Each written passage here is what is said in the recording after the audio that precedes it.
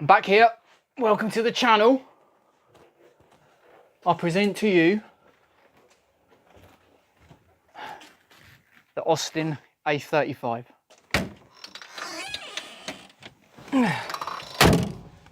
Now, what's so special about the Austin A35? Well, the question I want to answer today is, what did James Hunt see in it? Because if there's ever a man that you want to know why they love a car so much, I think James Hunt is that man. Choke out.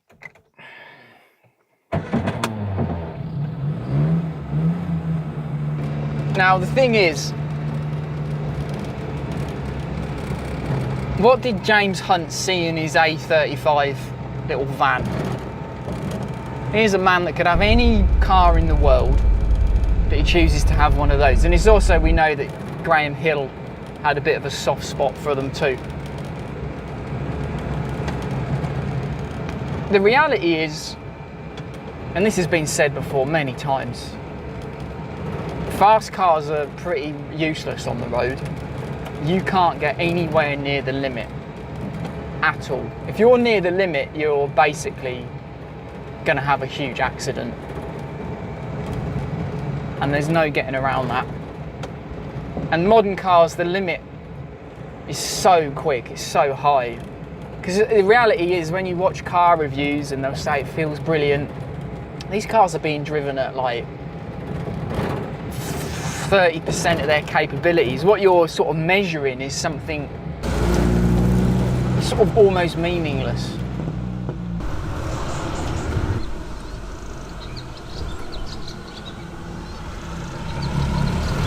What is it about this A35 that Hunt liked? I guess, look, he's a guy, I don't know, by all accounts he's an eccentric man who understood how to extract the most out of life.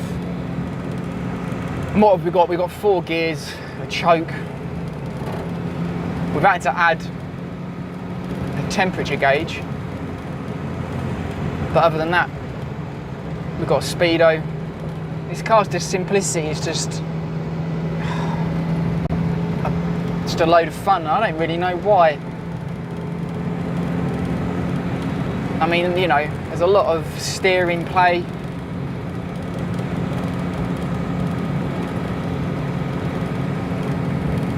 I'm always worried about the choke. For some reason, if I put all the choke all the way in, the thing stalls, so I'm sort of carving it, I guess, like I am with a car, until it sort of gets hot and it runs pretty clean. So what did James see in the A35? I mean, it's kind of a design classic that I guess is, well, I mean, you go back to the A30, strictly speaking, but it's been overshadowed in history by the Mini, in terms of the cultural significance, but in it's the same kind of spirit, you know. It's a small little car, small British car, and it represented a cultural shift post-war, you know. It was a time when people were finding their freedom again, and that for me is at the heart of what makes this car such a joyful experience. But James, you know, this is a guy that understood life, he understood fun. And, you know, there's stories of him ragging the ass off the thing. And to be honest with you, I can see why. The thing's pretty hilarious to drive. You know, like anything, the gearbox takes a little bit getting used to, because obviously when I got back into this classic car from driving some modern stuff, you know, you just sort of get in, turn your brain off, you don't worry too much. But this, you know, I'm double declutching, I'm worried about the choke. You don't even have to go fast for it to be fun. And it's not like you're near the limit, because I don't really advocate for this near the limit driving on the road. But, you know, at the end of the day, I mean, look, I'm in 4th gear, the engine's, well, I've only got 4 gears. The engine's at the, you know, not far from the top of its rev range. I'm doing 40 odd mile an hour, and it's just chilling. You could blast down here at 60, whatever. But in this, you can just have a bit of a laugh around the streets of wherever you happen to be. I mean, look, the thing's got no power. I've got karts with more power than this. And I'm not actually really exaggerating there. But it does the job. But it does make me think about where motoring finds itself, you know? The indicator's up here, not a stalk. Takes a little bit getting used to it. I don't say I fear for modern motoring, because markets adapt, people find new ways to enjoy life, you know? So I don't begrudge people that they find joy in different things, but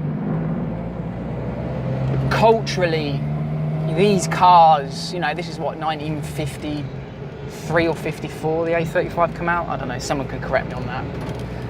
These cars represented something. They were something cultural, you know. They had a greater meaning because it was people were regaining their freedom post-war, you know, and that I find quite interesting, quite captivating. And whether someone like Hunt recognised this, I don't know. I mean, cars were still pretty badass when he was bombing about in an A35. But these cars represented something. They represented hope. They represented the ability to travel, to discover new things, to live life in a new way. And I find this very important because I look at modern cars. Look, things change and they're never going to represent what they represented, but culturally they're dead, they're redundant. And naturally this happens. It happens with all things. Things homogenise, things become so regulated that it's almost design has to homogenise into a particular route.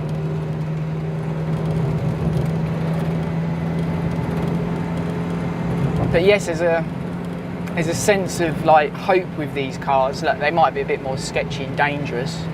You certainly feel it when a 4x4 depression machine goes by. But there's a taste of freedom, and you sort of still get that with modern cars. And right now, there are very few companies that have that strength of character. And generally, it's companies that are run by sort of strong-minded individuals. You know, I think, you know, Gordon Murray, the T50. It represents something, the T33, they all sort of represent a philosophy and they make sense. Because here's a man that believes in driving perfection. And I understand what he means by that. Everything else, Ferrari, Lamborghini, you know, all of these marks, they're just pumping cars out, and it's a bit of a chase to the bottom. Okay, let's see what she's got. We're not going to push her too hard.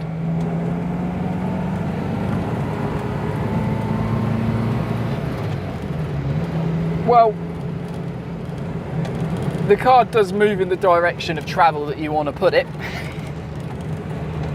I've always struggled to understand this. Like, I love racing, I love driving. I am a freak. Like, I'm a fundamentalist. Like, I truly am a fundamentalist with driving perfection, and I've never really enjoyed freakishly fast cars. Or, I mean, look, Gordon, if you want to give me a T50 to test, I ain't going to say no, but that car, there's more to that than just speed, you know. There's theatre, which is important. I've never understood why I never really enjoy fast cars. And okay, is it about how close you can get to the limit on the road? No, maybe not. I don't know, but there's a sense of fun and joy that you get with these cars. And I think it really goes down to that. These obviously slow cars. It goes down to that what the cars represent, what they mean. You know, heavy cars represent, it's not just about, you know, like a fast car's great, but you can go fast anytime you want. From a design perspective, it ain't really that remarkable. What do heavy cars represent? Okay, maybe safety, maybe improving safety is something I don't like. You know, maybe I like a bit of risk in my life, you know? Or maybe weight represents batteries, or it represents a lack of appreciation for something. I don't know. The car has to mean something, and the culture of lightweight cars, even if they've not got a lot of power, they just mean something. It amazes me why is this more fun and interesting? I don't know. It's like it's got leaf spring suspension. It bounces about. I don't know. Maybe it's more engaging. Or maybe it's rebellious. Everybody else driving modern cars with their aircon and their seatbelts.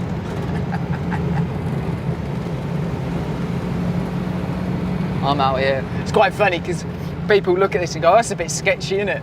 You know, like when people drive old cars and it's like, yeah, but in period, no, you know, it wasn't considered sketchy, was it? It's considered normal. Fuel gauge. Hello. Hi. You are waving at me? Are you waving at me? Oh, yeah, just I was waving back and I was like, there's someone over the road.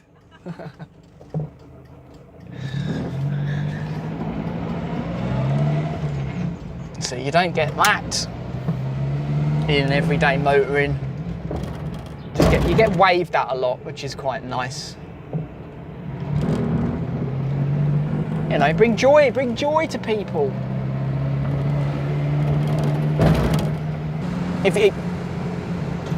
Okay, James, I get it. I understand it. I mean, look, the joy it brings people when they see the car, you know, like I got waved at then by some woman.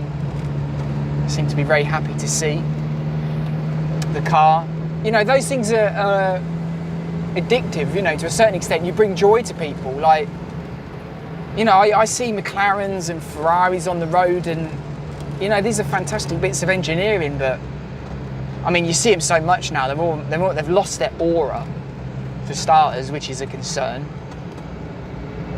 But I don't know if they bring joy anymore to people. Maybe they do, you know, maybe I'm just getting old, but this just brings joy to people. And, you know, like, if you're, you know, well, it's another one.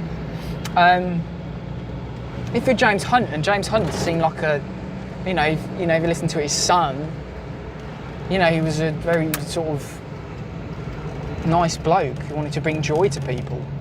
I get it. This brings joy.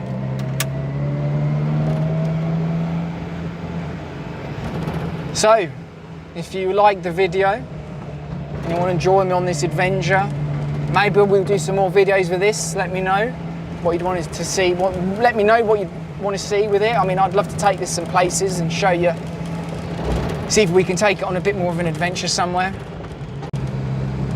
So we're going to pursue the hunt for the perfect driving experience, the purest driving experience.